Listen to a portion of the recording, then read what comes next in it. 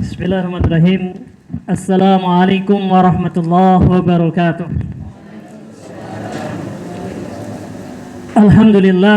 Alhamdulillahi rabbil alamin, alladzi nahmaduhu wa nasta'inuhu wa nastaghfiruh wa natubu ilaihi wa na'udzu billahi min sururi anfusina wa min sayyiati a'malina. May yahdihillahu fala mudilla lahu wa may yudlil fala hadiyalah. Asyhadu an la ilaha illallah wahdahu la syarika lahu wa asyhadu anna Muhammadan abduhu wa rasuluh. Allahumma salli wa sallim ala nabiyyina Muhammadin wa ala alihi wa sahbihi wa sallam, amma ba'du. Hadirin yang dirahmati oleh Allah Subhanahu wa taala, bersyukur kita kepada Allah Subhanahu wa taala atas segala limpahan karunia yang Allah Subhanahu wa taala berikan kepada kita semua. Alhamdulillah, di kesempatan kali ini kita sudah berada di pekan kedua, tanggal 11 atau 12 di bulan Safar 1448 Hijriah. Bulan Safar selain dikenal sebagai bulan kedua di dalam Islam atau dalam penanggalan orang Arab, ya, atau bahasa Arab, gitu ya. Bahkan di dalam bahasa Sunda atau dalam penanggalan Jawa tetap Safar, gitu ya. Ini juga dikenal di zaman dahulu, ya, di zaman Arab jahiliyah dulu. Bulan Safar ini mereka orang-orang jahiliyah itu bilang kalau bulan Safar itu adalah bulan ketidakberuntungan, ya. Safar itu dalam bahasa Arab atau itu artinya Safar itu berasal dari bahasa Arab yang artinya atau padanan katanya sifr.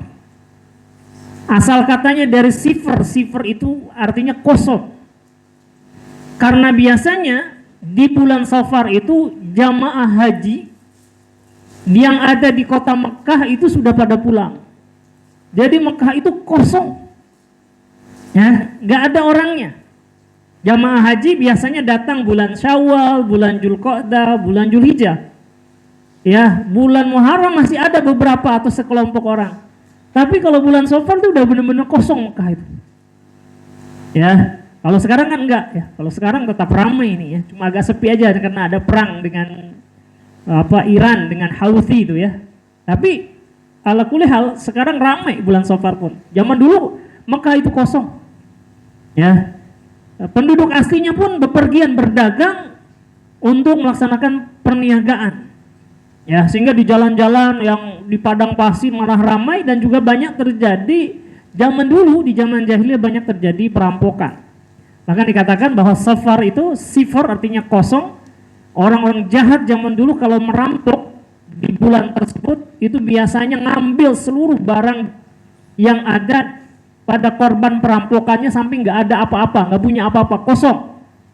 Sehingga mereka anggap, wah, ini bulan yang nggak mengenakan, gitu ya, bulan ketidakberuntungan, bulan sial, gitu ya. Nah, tetapi di zaman Rasulullah SAW, di zaman Islam, anggapan itu tidak ada lagi. Ya, tidak diperbolehkan oleh Nabi Muhammad SAW menganggap suatu bulan, suatu waktu tertentu sebagai bulan kesialan.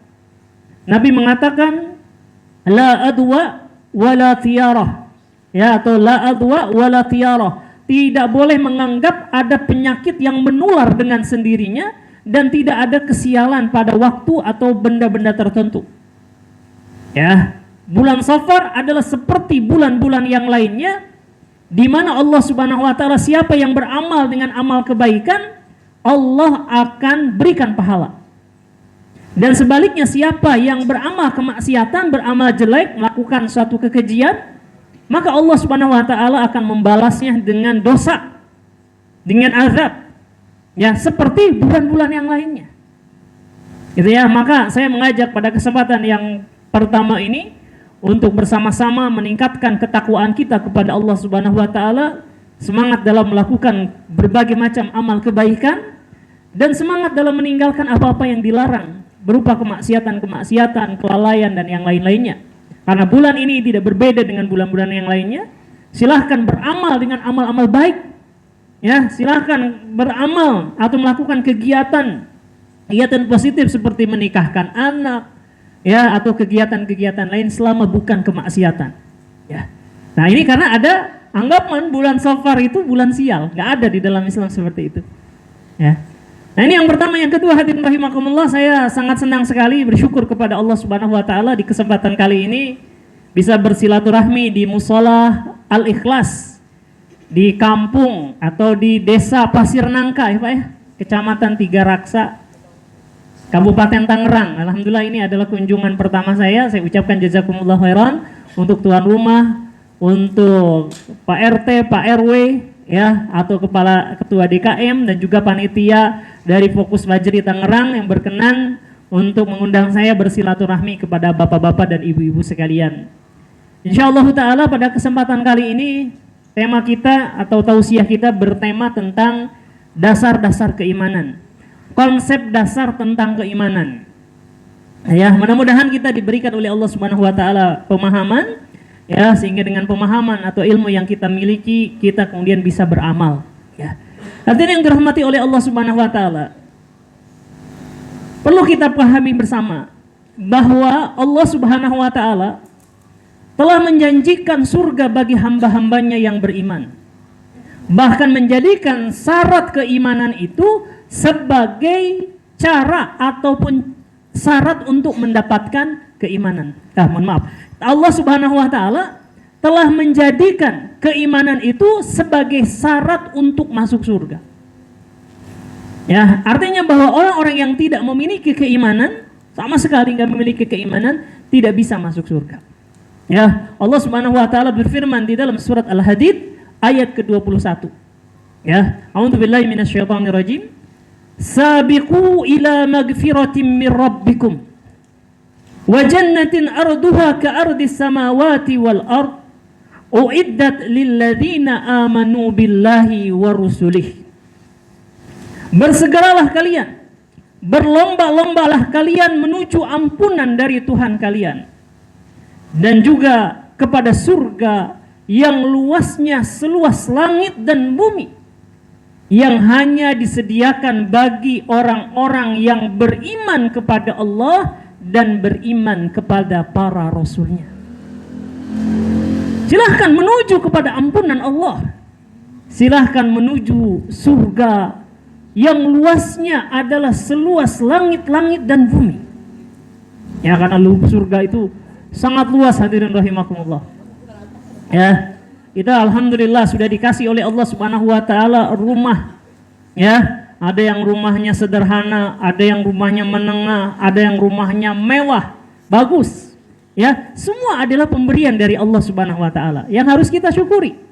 Ya, tapi ingat, yang dijanjikan oleh Allah Subhanahu wa taala jauh lebih baik daripada rumah-rumah kita.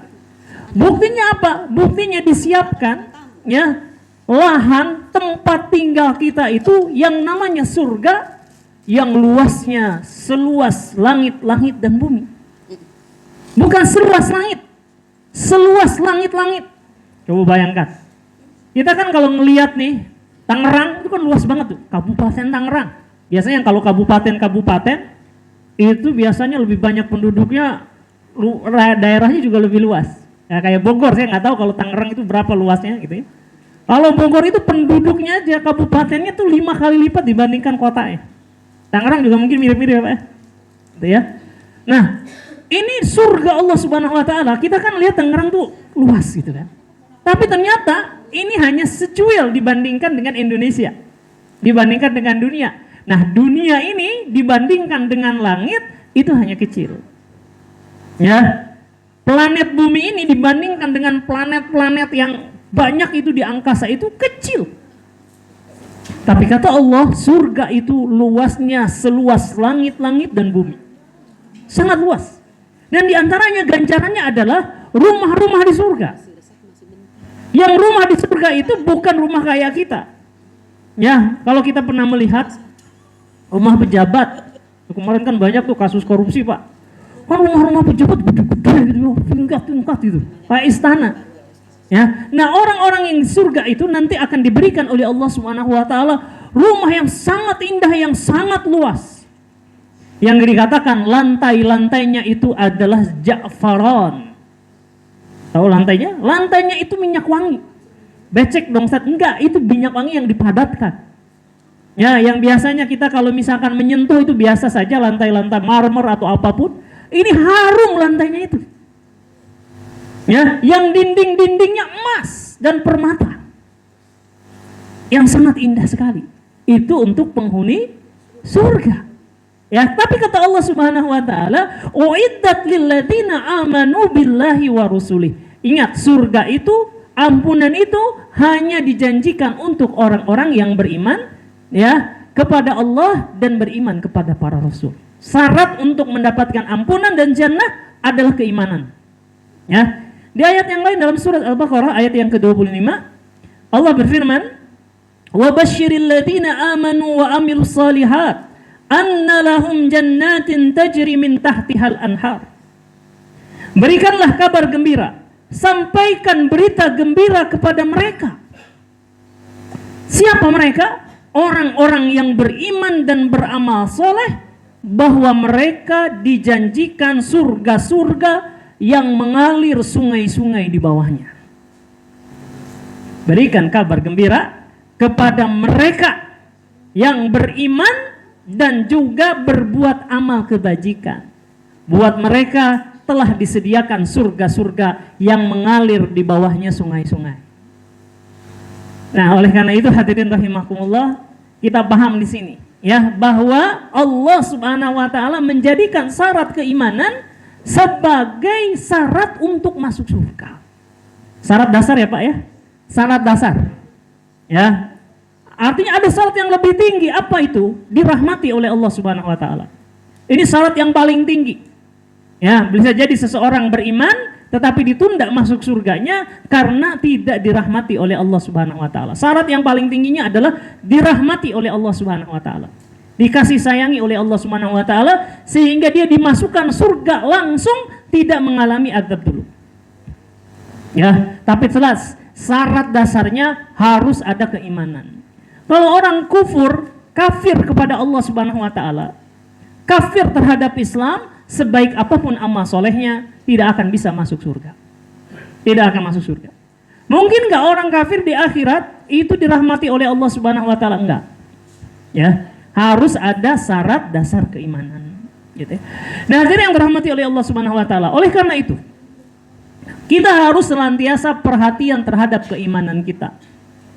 Ya, Ahlus Sunnah mengatakan yang namanya iman itu tidak tetap. Iman itu menaik dan juga bisa turun. Bisa naik, bisa turun. Ya.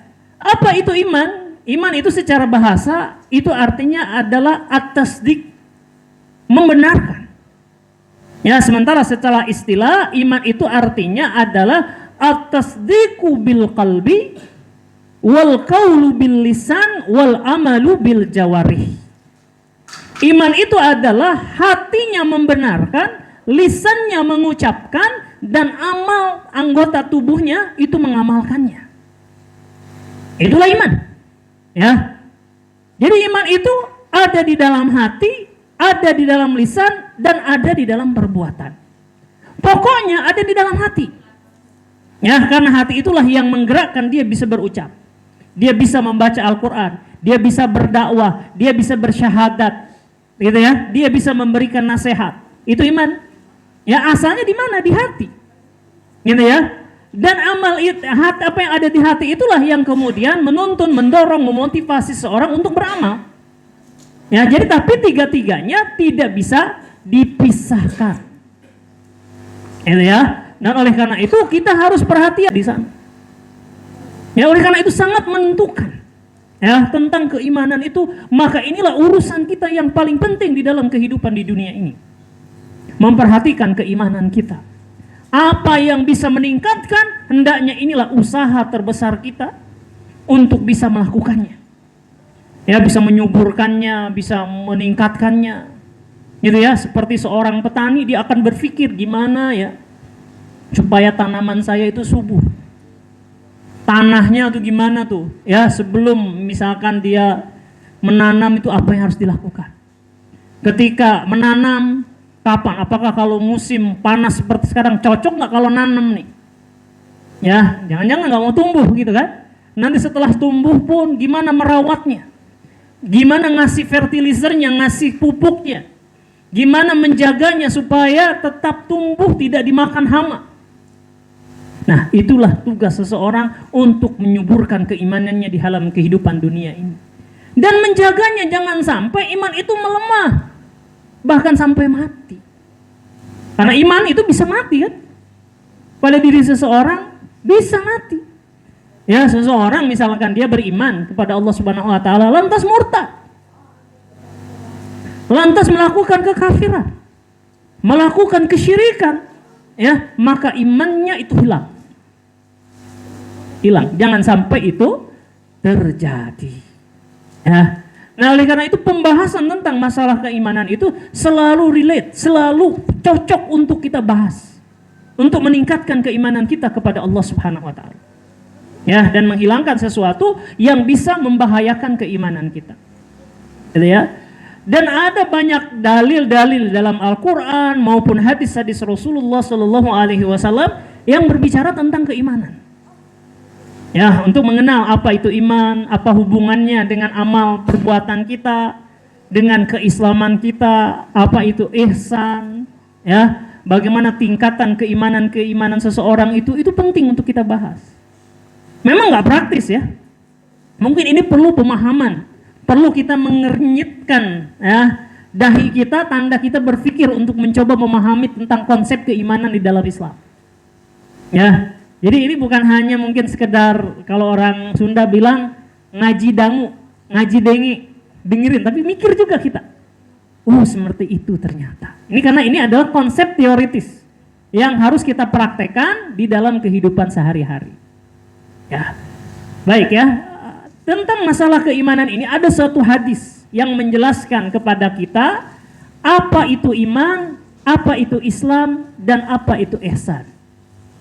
Ya, dalam kitab Arba'in Nawawi, hadis Imam Nawawi yang dikumpulkan jumlahnya 40 hadis, ini dikenal dengan hadis tingkatan agama. Hadis tingkatan agama. Jadi agama seseorang itu ada yang baru sampai pada derajat Islam, ada yang sudah pada derajat iman, dan yang paling tinggi namanya derajat ihsan. Ya, dan kita mencita-citakan itu bukan hanya Islam doang. Ya, apalagi Islamnya Islam KTP. Nggak dengar Pak, Islam KTP. Berarti ini tingkatan, sebenarnya tingkatan yang paling bawah. Sebelum Islam ada lagi namanya Islam KTP. Ya, tapi yang disebutkan oleh Nabi itu 3 tingkatan. Islam, iman, dan ihsan. Ya, Islam KTP di mana Ustaz? Di bawah Islam. Ya. Kenapa? Kalau Islam itu kan artinya mengerjakan sholat, gitu kan? Bersahadat, mengerjakan sholat, saum Ramadan, haji, membayar zakat, gitu kan? Nah, ini melakukan ini dia, gitu kan? Tapi kalau Islam KTP kan cuma di KTP-nya doang, Islam itu. Sholat jarang, puasa banyak bolongnya, haji dan umroh boro-boro niat, gitu ya. Gitu. Silakan Pak. Jadi Islam KTP di bawahnya lagi gitu. Ya. Nah, ini kita akan bahas di sini yaitu istilah tentang Islam, iman, dan ihsan. Ya, bagaimana pemahamannya, bagaimana tingkatan-tingkatannya, ciri-cirinya. Ya, sekali lagi ini mungkin memerlukan konsentrasi kita untuk bisa memahaminya. Hadis ini cukup panjang, diriwayatkan oleh Imam Muslim. Ya. Saya bacakan secara singkat Pak ya. Hadis ini diriwayatkan dari Umar bin Khattab radhiyallahu an. Kata beliau, bainama nahnu inda Rasulillah sallallahu alaihi wasallam dzata yaumin. Pada suatu hari kami para sahabat duduk di dekat Rasulullah sallallahu alaihi wasallam. Idza tala'a alaina rajulun sadidu bayadis siyab.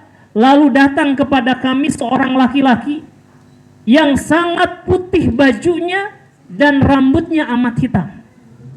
Ya, jadi orang asing yang biasanya kan kalau orang asing datang ke Mekah atau ke Madinah pasti dia habis menempuh perjalanan melalui padang pasir.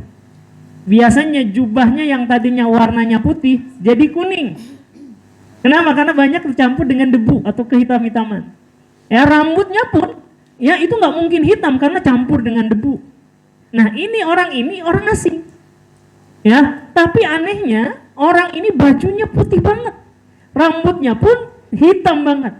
Ya, bahkan dikatakan kata Umar bin Khattab tidak terlihat padanya tanda-tanda bekas perjalanan. Jadi ujug-ujug ayah tiba-tiba ada, gitu kan? Nah, tak ada seorang pun di antara kami yang mengenalnya, bukan penduduk Mekah. Ya, ia segera duduk di hadapan Nabi Muhammad SAW, lantas lututnya ditempelkan kepada lutut Nabi Muhammad SAW, saking dekatnya. Itu kan, para sahabat pada bingung, siapa orang ini? Bukan penduduk Mekah, tapi bukan musafir juga. Kalau musafir biasanya rambutnya acak-acakan, ya, bajunya juga lusuh. Ini mah bajunya bersih, rapi, rambutnya nggak kusut. Jadi orang ini benar-benar makhluk ini, atau orang ini benar-benar orang yang didatangkan langsung. Entah turun dari langit, entah muncul dari bawah bumi. Gitu ya. Lantas ia letakkan kedua tangannya di atas kedua paha Nabi. Seperti mau mendiktekan sesuatu. Ya, lantas kemudian orang itu bertanya kepada Nabi Muhammad SAW.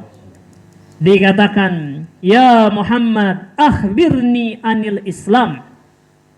Ya Muhammad, ya Rasulullah, kabarkan kepadaku apa itu Islam. Ya. Maka kata Rasulullah SAW, beliau mengatakan, al-Islam an tashhada an la ilaha illallah wa anna Muhammadan Rasulullah, ya, wa tuqimus salah wa tutiyaz zakah wa tahujjal bait in istata'ta ilaihi sabila. Islam itu adalah engkau bersaksi bahwa tidak ada ilah selain Allah dan Muhammad adalah Rasul Allah, mendirikan salat, membayar zakat, saum Ramadan, dan haji ke Baitullah jika sanggup. Qala sadaqta, engkau benar wahai Muhammad. Ya, maka para sahabat kemudian heran.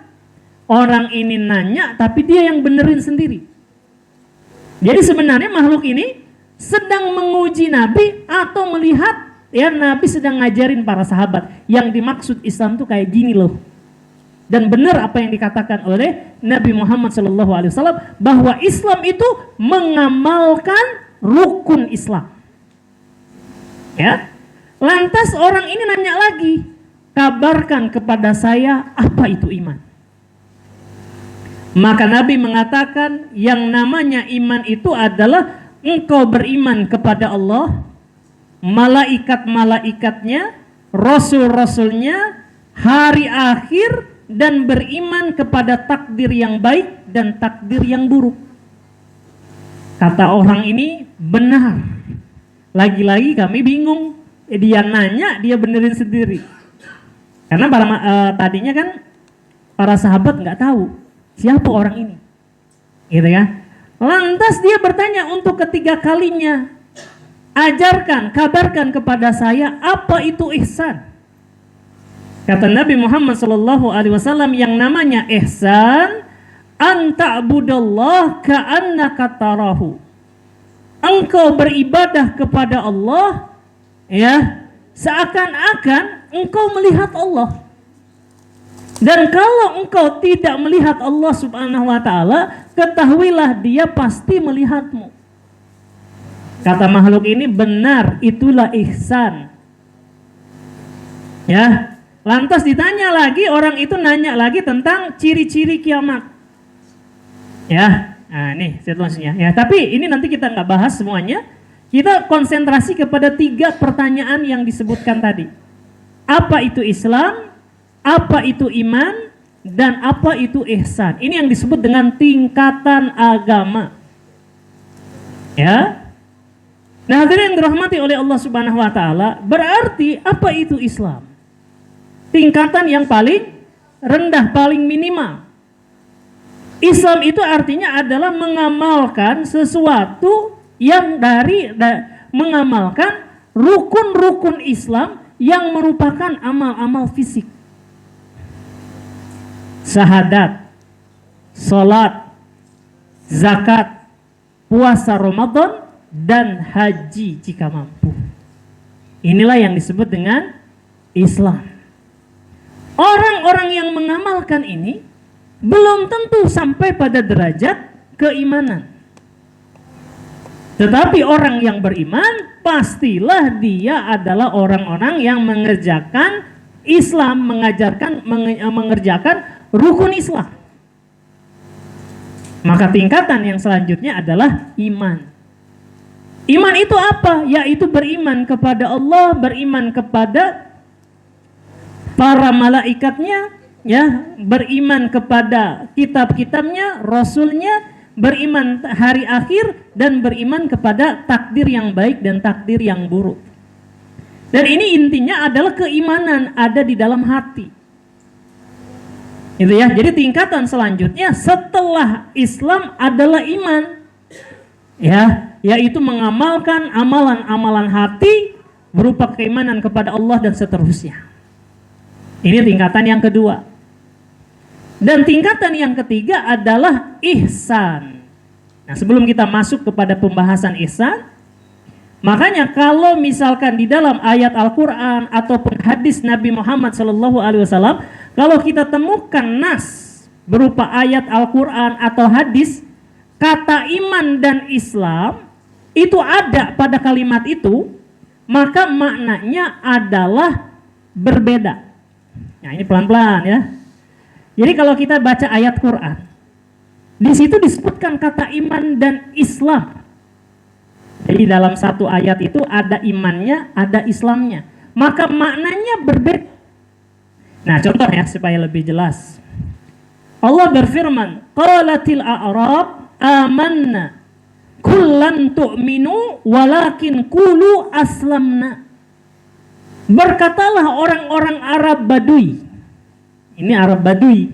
Arab Badui itu artinya Arab yang ada di pelosok, di gurun. Ya. Mereka biasanya kerjaannya itu adalah menggembala hewan. Menggembala unta, kambing, dan yang di pelosok. Nah, mereka ini ya ketika melihat Islam itu jaya, mereka masuk Islam. Mereka siap sholat, ya, mereka siap zakat, gitu ya. Kenapa? Karena melihat kejayaan, gitu ya. Mereka mengatakan, ya Rasulullah, kami sudah beriman, seperti ayat ini. Qalatil a'rab amanna. Ya, berkatalah orang-orang Arab Badui, ya, bahwa kami sudah beriman. Kata Nabi Muhammad SAW, beliau mengatakan, ya, kullam yu'minu, ya, katakanlah kepada mereka, mereka itu, kalian itu belum beriman. Tapi apa? Tapi katakanlah kalian telah berislam. Jadi ada dua, ada kata iman, ada kata Islam. Jadi mereka ini sudah sholat, sudah bayar zakat, siap bayar zakat, tapi mereka belum masuk orang yang beriman. Karena beda antara orang yang beriman dengan orang yang mengerjakan Islam. Jadi baru mengerjakan hal-hal yang bersifat fisik, tapi keimanan itu belum masuk kepada mereka. Perlu pendidikan, ya, perlu penghayatan supaya mereka bisa beriman. Jadi, bentar sekali lagi Pak ya, Bu, kalau kita temukan satu ayat, ada kata imannya dan ada kata Islamnya, maka iman dan Islam memiliki makna yang berbeda. Islam artinya sudah mengerjakan hal-hal yang zahir. Ya, sholat, zakat, syahadat, haji, puasa Ramadan. Ya, tapi belum tentu beriman. Makanya ada kata beriman, maka berimanlah kalian. Itu ya. Nah, ini contohnya, ya.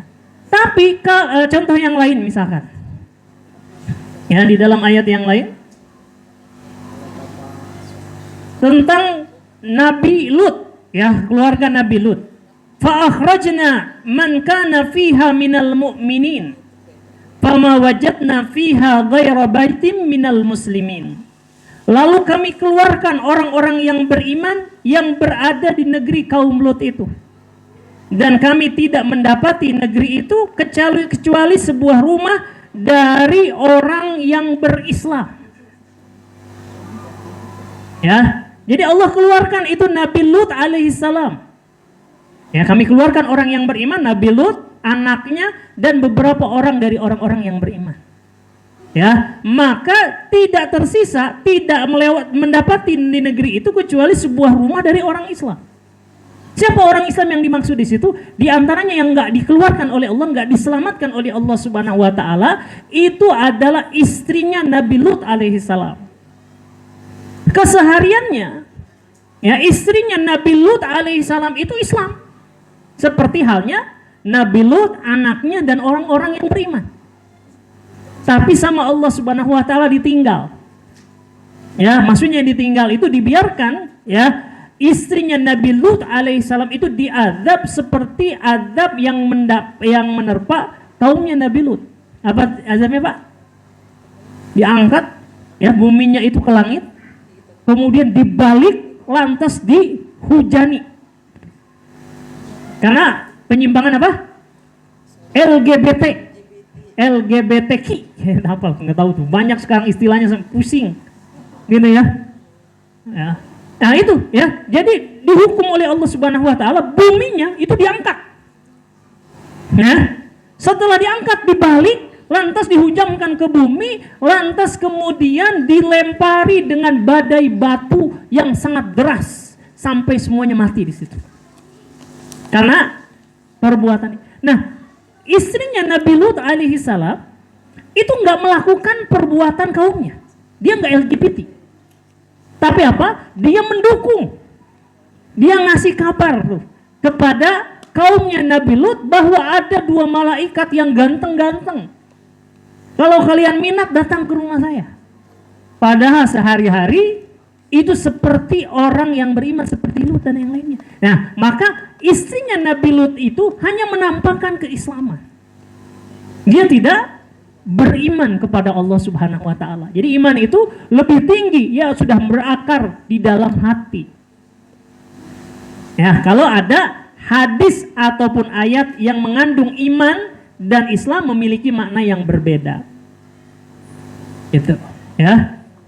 Tapi kalau hanya disebutkan iman, ya, misalkan, ya, katakanlah kepada orang-orang yang beriman, aminu billahi wa rasulih, berimanlah kalian kepada Allah dan Rasulnya. Tidak ada kata-kata Islamlah juga, nggak ada. Maka kata iman di situ itu mencakup antara melakukan keimanan dengan hatinya dan juga melaksanakan amal-amal jawari, amal-amal fisik.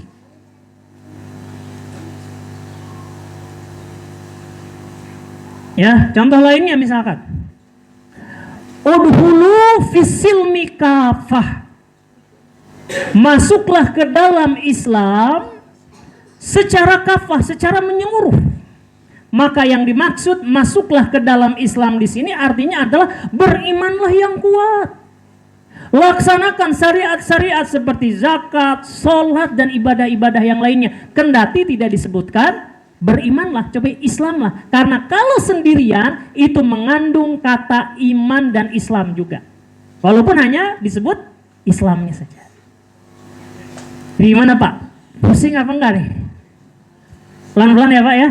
Jadi kalau dalam hadis, dalam ayat, ya, ada kata-kata iman dan Islam secara bersama-sama, ada 2 kata itu, maka memiliki makna yang berbeda. Iman artinya sesuatu yang berada di dalam hati, Islam artinya amal-amal fisik, amal-amal ibadah fisik. Gitu ya. Makanya tadi orang Arab, ya, kalian itu baru mengamalkan sholat, kalian itu baru syahadat, tapi belum sampai pada iman. Gitu kan tadi ya. Artinya iman belum masuk ke dalam hati kalian. Tapi kalau di dalam satu ayat atau hadis, itu hanya disebutkan imanlah kalian, maka maksudnya adalah imanilah dengan hati, kerjakan amal fisik. Islamlah kalian, maka maknanya bukan hanya sholatlah, kerjakan amal Islam, tapi perkuat keimanan kalian. Imanlah dengan hati kalian. Begitu ya. Ini bedanya antara iman dan Islam. Kalau sendirian, masing-masing disebut sendiri, atau dalam satu kalimat, satu nas, satu Quran, satu ayat Quran atau satu hadis, ada iman dan Islamnya. Ya, maka kalau dalam hadis tadi kan ini dibedakan antara iman dan Islam, maka memiliki makna yang berbeda, tingkatan yang berbeda. Ya, ini untuk membedakan apa itu iman, apa itu Islam. Itu ya. Baik ya. Mudah-mudahan nanti ini mungkin hanya sekali, belum terlalu paham, nanti dibahas lagi, nanti insya Allah akan paham. Ya, para ulama membuat kaidah sederhana untuk lebih bisa menghafal. Izastama'a iftaraqa wa idzattaraqa ijtama'a. Gitu ya. Jika disebut berduaan dalam satu kalimat, maka masing-masing kalimatnya itu memiliki arti sendiri. Kalau disebutkan secara satu-satu, maka sudah mengandung dua makna tadi. Ya. Nah ini mah tidak usah dipikirkan yang terakhir tadi ya. Yang penting kita paham maknanya itu ya. Baik ya. Nah sekarang apa itu ihsan? Nah ihsan ini derajatnya lebih tinggi lagi. Ya tadi kan tingkatan pertama itu Islam. Tingkatan kedua itu iman. Tingkatan yang ketiga itu namanya ihsan. Islam KTP nomor berapa? Sebelum Islam. Nah, ya, sebelum Islam. Karena dia nggak sholat, cuma tulis doang KTP gitu. Ya, puasa cuma hari pertama, hari kedua gitu. Ya, haji atau umroh boro-boro kepikiran juga enggak, malah takut saya gitu kan. Nah ini Islam KTP, ini di bawah gitu ya, di bawah yang Islam gitu. Nah ihsan ini apa? Ihsan itu artinya adalah seseorang ketika dia mengamalkan ya Islam, mengamalkan iman disertai dengan apa yang disebutkan oleh Nabi tadi. Anta budallah ka'annaka tarahu. Engkau menyembah Allah, engkau beribadah kepada Allah seakan-akan engkau melihat Allah Subhanahu wa taala. Kalau engkau enggak melihatnya, sesungguhnya Allah melihatmu. Jadi ihsan itu artinya adalah ya, kondisi seseorang ketika menjalankan Islam atau iman. Dia sholat, ya dia bukan hanya sekedar gerakan sholat, bukan hanya sekedar ngapalin doanya doang, tapi ketika dia berdiri, dia seakan-akan melihat Allah Subhanahu wa ta'ala. Kalau kurang daripada itu, dia yakin, dia nggak bisa, misalkan saya nggak bisa ketika sholat itu membayangkan seperti Allah Subhanahu wa ta'ala melihat saya, tapi saya yakin Allah melihat saya. Maka orang itu sedang sholat dengan ihsan, ya, sedang sholat dengan ihsan. Ketika dia membayar zakat, ini bukan hanya 2,5% dari harta yang saya miliki yang merupakan aturan Islam, tapi saya yakin Allah Subhanahu wa ta'ala memerintahkan saya dan dia sekarang sedang menyaksikan dan akan membalas uang zakat yang saya keluarkan. Nah itu dia berzakat dengan ihsan. Begitu juga iman yang disertai dengan ihsan. Ya maksudnya apa? Ya kalau hanya sekedar tadi ya bahwa iman itu kita hafal ya, beriman pada Allah, malaikatnya, rasulnya, kitab-kitabnya, rasulnya, hari akhir, takdir yang baik dan yang buruk, itu hanya sekedar teori saja. Kita cuma ngafal-ngafal doang ya. Tapi kalau yang ihsan itu adalah ketika seseorang misalnya dia beriman kepada kitabnya, dia sedang baca Quran, contoh ini di Quran misalkan, dia yakin banget itu bahwa Al-Quran itu benar-benar perkataan Allah. Membacanya itu ibadah kepada Allah Subhanahu wa ta'ala. Ya, mentadaburinya, menghayatinya, mencintainya, dan semangat untuk melaksanakan amal solehnya, maka orang itu beriman kepada kitab-kitab Allah secara ihsan. Gitu ya. Beriman kepada malaikatnya. Ya, kita tahu ada malaikat Allah. Itu hanya sekedar tahu. Tapi kalau kita yakin setiap apa yang kita sedang lakukan, itu ada malaikat yang mengawasinya. Yang mengawasi dia, mengawasi kita.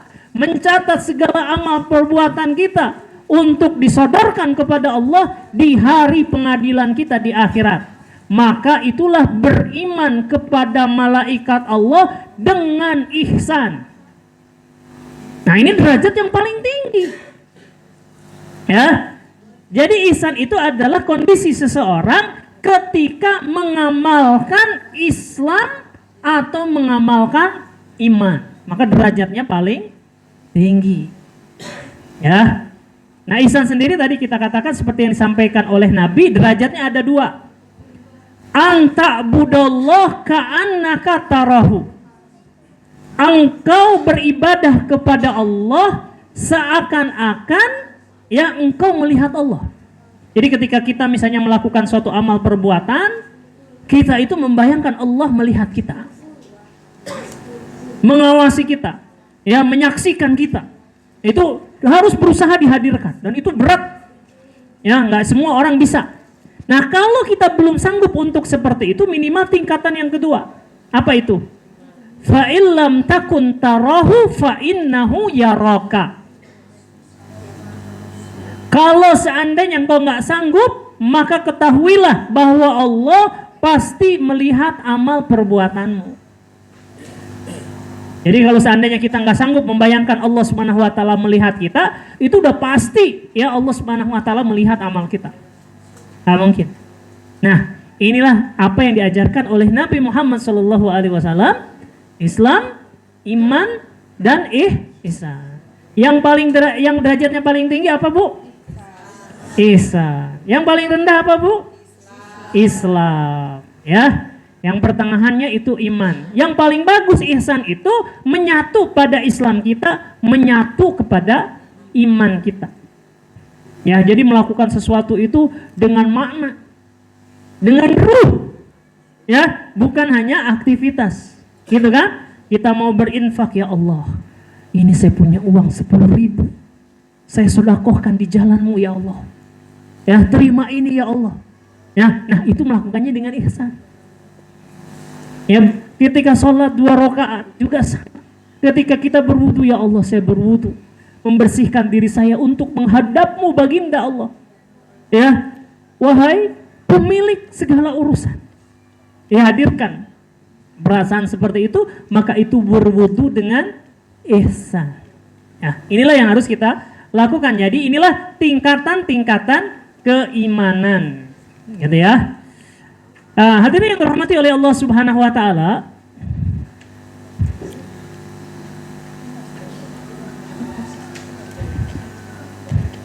Ya. Iman seseorang itu sangat penting di dalam kehidupannya. Ya, iman yang ada pada hati seseorang itu, itulah yang tadi kita katakan, itulah inti daripada keimanan. Ya, kalau tidak ada keimanan seperti itu, maka walaupun dia melakukan suatu amal soleh nggak akan diterima oleh Allah Subhanahu Wa Taala. Ya, kendati dia berucap Islam, mengamalkan Islam, tidak akan diterima oleh Allah Subhanahu Wa Taala. Bahkan akan digolongkan sebagai orang-orang munafik kalau imannya nggak ada sama sekali. Di zaman Nabi Muhammad SAW ada orang yang beramal seperti amalnya para sahabat. Mereka sholat di hadapan Nabi, mereka bayar zakat di hadapan Nabi Muhammad SAW. Bahkan mereka jihad fisabilillah, berperang untuk seperti membela agama Allah Subhanahu Wa Taala. Ya, tapi kemudian dicap oleh Allah Subhanahu wa taala dengan kemunafikan. Idza ja'akal munafiquna qalu, ya, ketika datang kepadamu orang-orang munafik, Allah persaksikan orang itu munafik, padahal mereka sholat di belakang Nabi Muhammad SAW. Ya, mereka baca Quran, ya, tapi Allah katakan munafik. Kenapa? Karena amalnya itu kosong dari keimanan di dalam dirinya, di dalam hatinya kosong dari keimanan. Nah, makanya kita harus menyuburkan iman yang ada di dalam hati-hati kita. Ya, kata Allah Subhanahu wa taala di dalam Al-Qur'an surat Ibrahim ayat ke-24.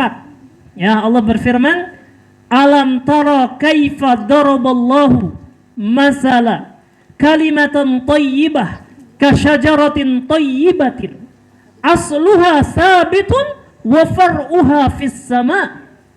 Ya, tidakkah engkau perhatikan bagaimana Allah Subhanahu wa taala telah membuat perumpamaan iman yang baik? Kalimat itu sebutnya iman, ya, artinya iman. Iman yang baik itu seperti apa? Seperti pohon yang baik, pohon yang unggul, pohon yang sehat. Ya, apa itu pohon yang sehat? Yaitu apa? Asluha sabitun. Ya, akarnya itu kokoh, teguh, menghujam. Ya, akarnya baik. Ya. Wa far'uha fis sama, dan juga cabang-cabangnya, dahan-dahannya itu rimbun menjulang ke langit. Itulah perumpamaan orang yang beriman yang baik. Apa itu? Asluha sabit. Apa yang ada di dalam hatinya itu kokoh. Makanya kita harus berusaha bagaimana supaya iman kita itu kokoh. Ya, karena itulah intinya. Ya, kalau imannya kokoh nih, ya, atau akarnya kokoh, kita tebangin itu pohonnya, gitu ya, dia bisa tumbuh lagi. Ya, dan apa yang ada di dalam akar yang kokoh itu yang akan menghasilkan cabang-cabang. Ya, tapi kalau misalkan akarnya rusak, misalkan kena jamur nih kalau pohon gitu kan, itu walaupun pohon itu sedang tumbuh, udah tinggi, ya, itu lama-lama pohonnya mati, sakit. Kenapa? Akarnya sakit gitu. Itu ya. Nah, maka orang yang beriman itu iman di dalam hatinya kokoh, ya, maka dia akan kemudian menghasilkan apa? Kalau pohon menghasilkan cabang-cabang yang kuat, kemudian dari cabang itu menghasilkan pohon daun-daun yang rimbun dan menghasilkan buah-buah yang bagus. Ya. Maka demikian juga kalau iman kita kokoh, maka batang-batang berupa amal-amal pokok itu akan dijaga. Kalau orang iman itu kokoh, ya, batang-batang amal seperti sholat dia akan terjaga. Harga mati sholat itu. Ya, makanya orang munafik itu, ya, mereka ngakunya beriman, tapi ternyata wa idza qamu ila sholati qamu kusala. Kalau mereka sholat malas-malasan, apalagi nggak disaksikan orang. Karena nggak ada keimanannya, nggak ada akarnya itu nggak terhujam. Maka orang yang keimanannya luar biasa, ya, keimanannya kuat, maka dia akan, ya, amal-amal yang merupakan tadi kalau diibaratkan di pohon itu, cabang-cabang utamanya dia pertahankan, dia jaga betul tuh. Puasa misalnya, nggak ada orang yang beriman, ya, dia meremehkan puasa, nggak ada. Haji dan umroh juga diniatkan, ya, saya walaupun belum punya uang, ya, tapi saya niat mau pergi haji. Kapan saya nabung dulu lah, ya, nanti kalau uangnya sudah cukup, saya pergi haji. Haji lama ngantrinya 26 tahun, katanya sekarang kan rata tuh ya 26 sampai 28 tahun tuh Pak. Jadi kalau bapak-bapak tahun sekarang daftar haji nih 28 tahun, itu masih mending tuh. Tahun kemarin Bogor itu sampai 40 tahun tuh Pak. Ya, nggak ini niat untuk itu. Nanti saya daftar kalau misalkan udah uangnya. Tapi saya niat banget, gitu ya. Ya. Nah ini gitu, dia jaga.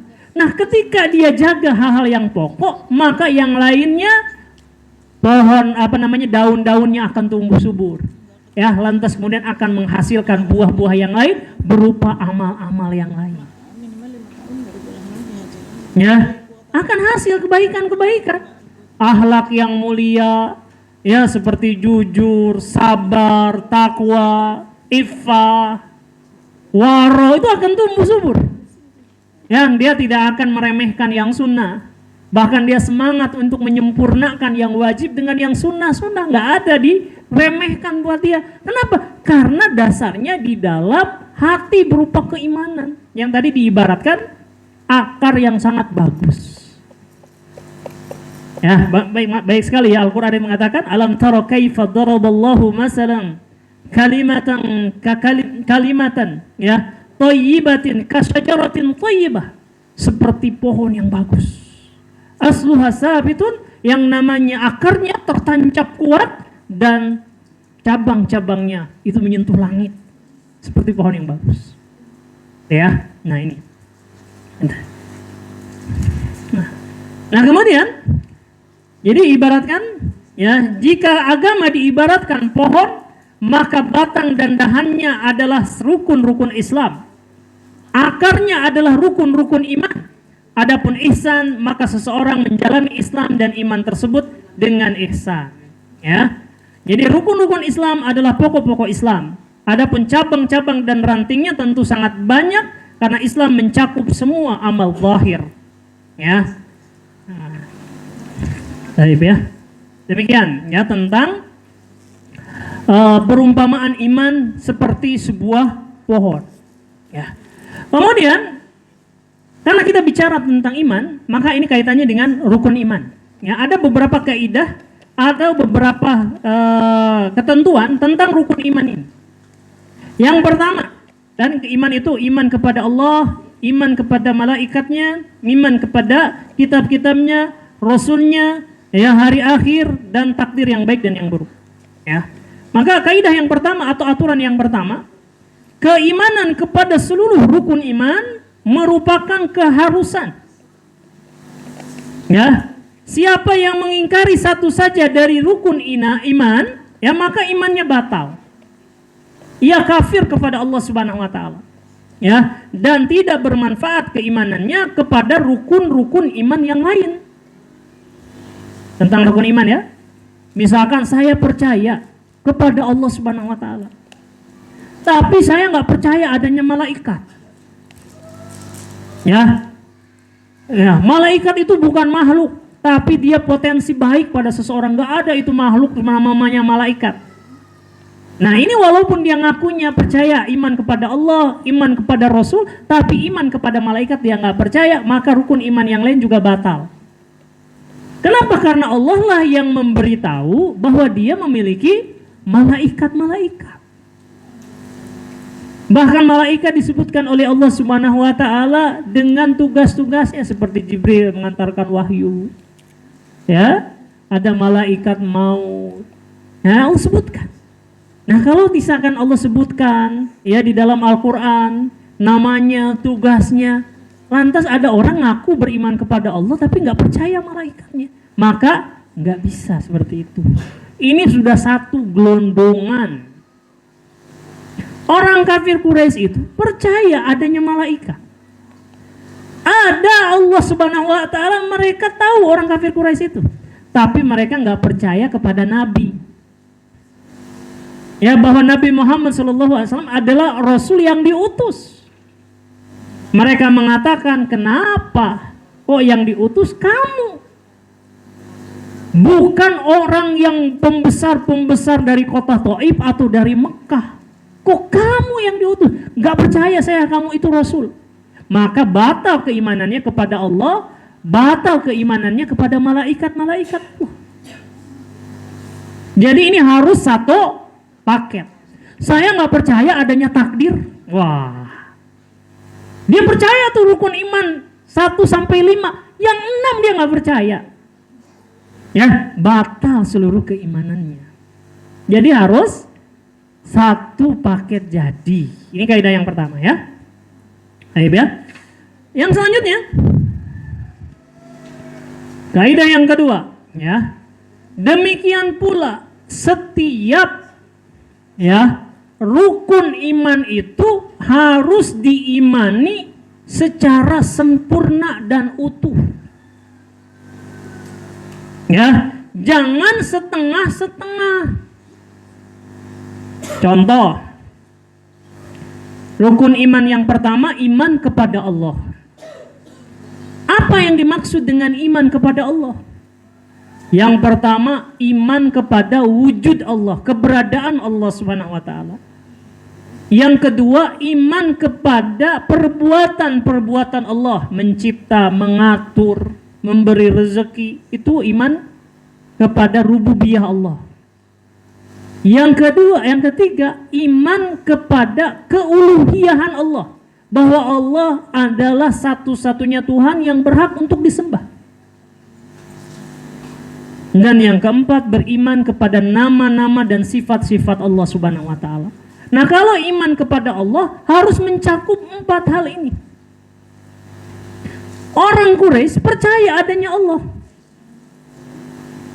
Ya. Mereka ketika ditanya, wala in sa'altahum man khalaqas samawati wal ard la yaquluna Allah. Orang-orang kafir Quraisy itu ditanya, siapa yang menciptakan langit-langit dan bumi? Mereka jawab, yang menciptakan Allah. Yang menciptakan itu adalah Allah. Jadi mereka percaya kepada Allah, mereka percaya bahwa yang menciptakan semua ini di dunia ini termasuk mereka sendiri, itu Allah. Tapi apakah mereka di atas petunjuk? Mereka jadi orang beriman? Enggak, kan disebutnya kaum kafir Quraisy. Kenapa kok mereka disebut kafir Quraisy? Karena mereka tidak beriman kepada keuluhiyahan Allah. Allah satu-satunya yang berhak disembah. Mereka menyembah berhala, mereka menyembah Lata, Uzza, begitu.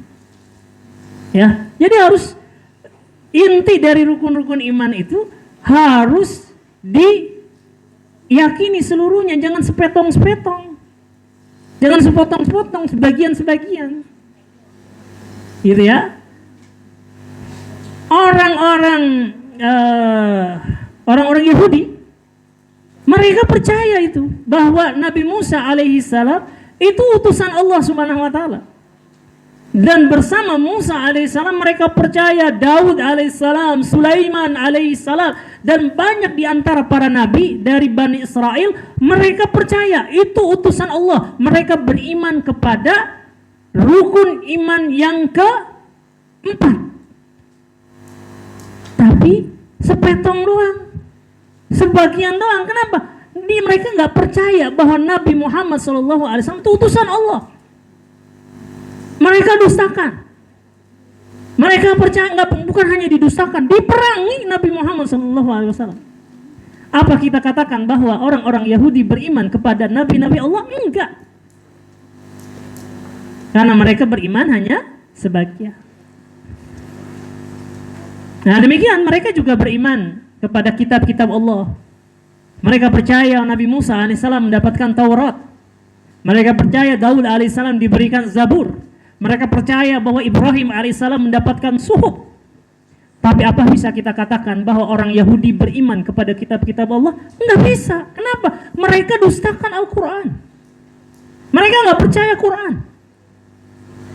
Kenapa? Hanya sebagian-sebagiannya. Maka cara kita beriman kepada rukun iman itu, semua isi atau kandungan dari rukun iman itu harus diyakini semuanya. Ustaz, apa sih kandungan iman kepada Allah, iman kepada malaikat, iman kepada Rasul, dan yang lain-lainnya itu?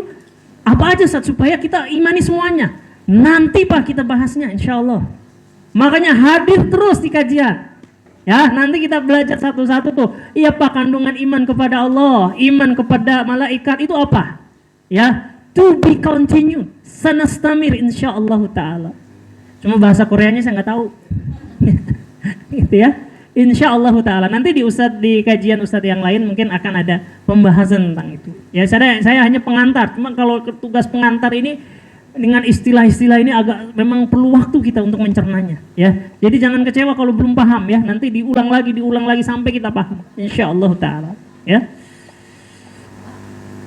6, ya. Kemudian kaidah yang ketiga, yang terakhir nih, ya. Jam berapa Pak? 11 ya. Oh, jam 11. Mau beres ya. Kaidah yang ketiga, beriman kepada rukun-rukun iman itu harus sesuai dengan dalil dan aturan syariat. Ya, bukan menurut versinya. Ya, bukan dengan cara mengada-ngada, menafsirkan dengan tafsirnya sendiri atau dengan hawa nafsunya, nggak bisa. Harus sesuai dengan aturan Allah Subhanahu wa taala. Contoh misalkan meyakini, ya. Misalkan di sini ya, meyakini kitab suci Al-Qur'an. Ya, bahwa kitab suci Al-Qur'an itu dijaga oleh Allah Subhanahu wa taala. Inna nahnu nazalna dzikra wa inna lahu lahafizun, kata Allah.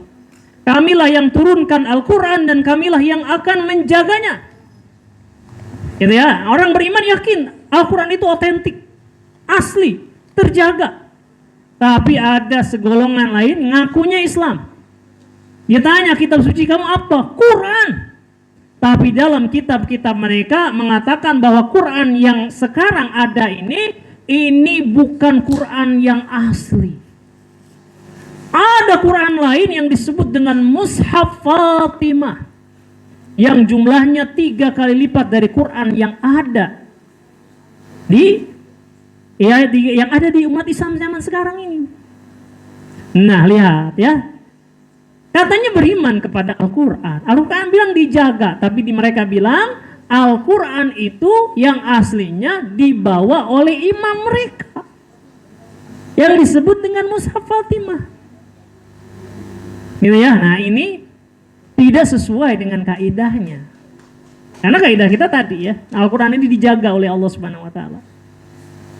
Contoh lain misalkan ya. Misalkan beriman kepada malaikat ini harus dengan sifat-sifat malaikat yang dijelaskan oleh dalil. Ya. Seperti misalkan malaikat itu diciptakan dari cahaya. Malaikat itu memiliki ya sayap-sayap, dia makhluk.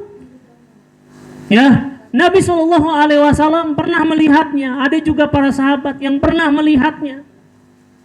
Gitu ya.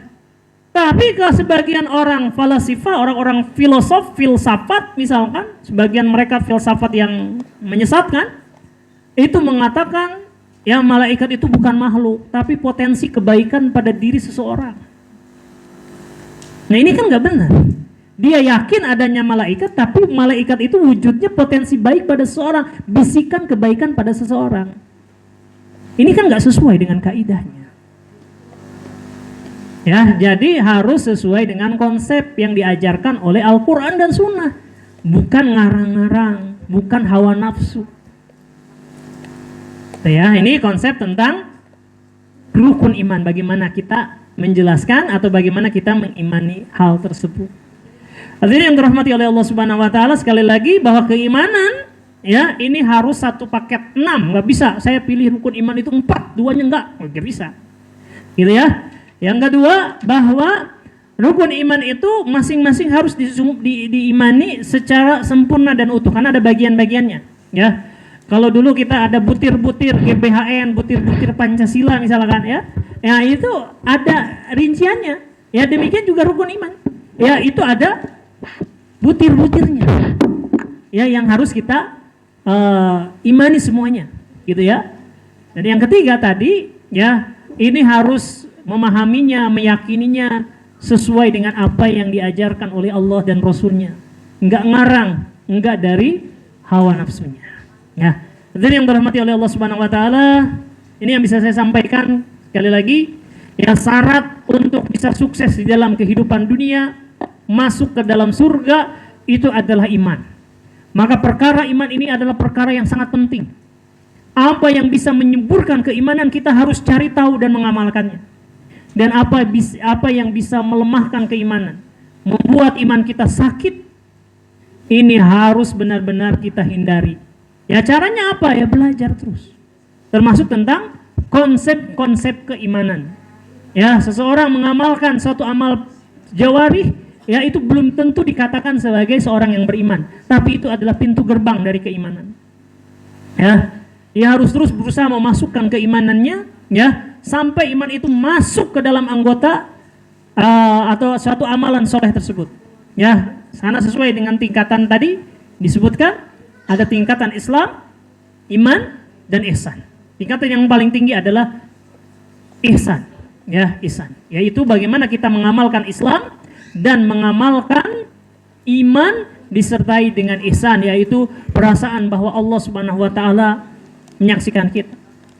Kalau nggak sanggup menghadirkan itu, kita sadar ya bahwa kita sedang diawasi oleh Allah Subhanahu wa taala secara rinci. Gitu ya. Nah, demikian yang bisa saya sampaikan, mudah-mudahan bermanfaat. Wallahu a'lam bishawab. Wassallallahu ala nabiyina Muhammadin wa ala alihi wa sahbihi wasallam. Ya, silakan.